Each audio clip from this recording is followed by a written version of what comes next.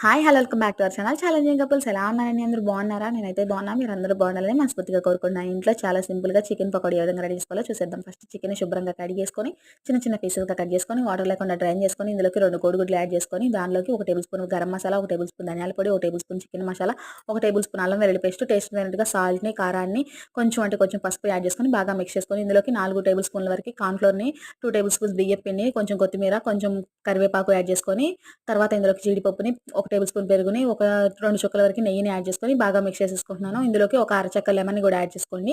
బాగా మిక్స్ చేసిన తర్వాత మూత పెట్టుకొని ఒక గంట పాటు ఫ్రిడ్జ్‌లో పెట్టుకోవాలి. ఇలా ఫ్రిడ్జ్‌లో పెట్టేసిన తర్వాత ఒక గంట తర్వాత తీసేసుకొని ఆయిల్ అనేది బాగా హీట్ అయిన తర్వాత కొంచెం కొంచెంగా యాడ్ చేసుకుంటూ దీన్ని మనం ఫ్రై చేసుకోవాలి. యాడ్ చేసిన వెంటనే గరిటె పెట్టబాకండండి. గరిటె పెట్టి తిప్పేస్తే ఏంటంటే అతుక్కుపోయి ముక్కలుగా అయిపోతుంది. అలా కాకుండా కొంచెం పైకొచ్చిన తర్వాత ఈ విధంగా రెడ్ కలర్‌లో వచ్చే వరకు ఫ్రై చేసుకోవాలి. మీరు కావాలనుకుంటే ఫుడ్ కలర్ కూడా యాడ్ చేసుకోవచ్చు. నేనైతే ఫుడ్ కలర్ యాడ్ చేయలేదు. ఈ విధంగా ఫ్రై అయిపోయిన తర్వాత సర్వ్ చేసుకోవడమే. ఈ వీడియో నచ్చితే గనక subscribe to our channel. Thank you for watching.